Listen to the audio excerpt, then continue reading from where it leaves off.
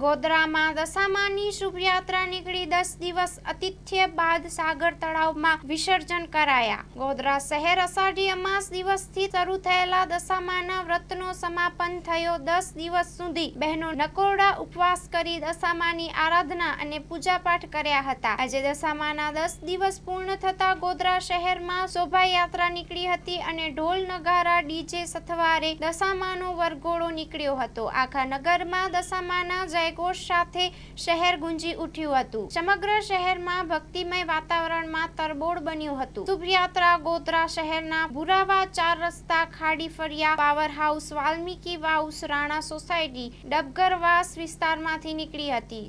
શુભયાત્રામાં ભક્તો મોટી સંખ્યામાં ઉપસ્થિત જોવા મળ્યા હતા। ભાવભક્તિ દશામાની મૂર્તિનું રામસાગર તળાવમાં વિસર્જન કરવામાં આવ્યું હતું। બાવાની મઢીથી રામસાગર તળાવ સુધીના મુખ્ય માર્ગ પર સેવાભાવી સંસ્થાઓ દ્વારા ભક્તોનો શરબત, ફરાળી ચેવડો અને દૂધ વિતરણ કરવામાં આવ્યું હતું। મા શક્તિ જે ગ્રુપ દ્વારા 300 લીટરનું દૂધનું વિના મૂલ્યે વિતરણ કરવામાં આવ્યું હતું। પોલીસ પ્રશાસનજી સહયોગથી વાતાવરણમાં દશામાનું વિસર્જન થયું હતું। ભક્તોએ પોલીસ પ્રશાસનનો આભાર વ્યક્ત કર્યો।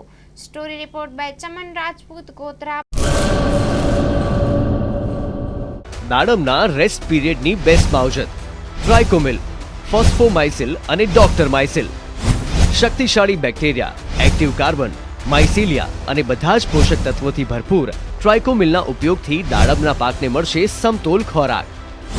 એક્ટિવ કાર્બન ધરાવતા ઉચ્ચ ગુણવત્તાયુક્ત ફોસ્ફેટિક ખાતર ફોસ્ફોમાઇસિલ દ્વારા દાડમનું વધુ ઉત્પાદન આપવા માટે છોડ બનશે સક્ષમ। ભારતમાં પ્રથમ માઇક્રોરાઇઝલ ફૂગ સાથે કુદરતી કેલ્સાઇડ અને ઉપયોગી સૂક્ષ્મ તત્વો તેમજ કુદરતી હોર્મોન્સનું મિશ્રણ એટલે ડોક્ટર માઇસિલ। ડોક્ટર માઇસિલના ઉપયોગથી તંતુ મૂળને પોષણ અને રક્ષણ મળશે અને સાથે જ પોષણયુક્ત દાડમના છોડની ઉત્પાદન ક્ષમતામાં વધારો થશે।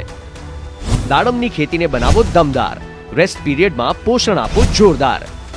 2 દાયકાથી ખેડૂતોના વિશ્વાસનું પ્રતીક એગ્રી માઇસિલ બાયોસાયન્સ પ્રાઇવેટ લિમિટેડ।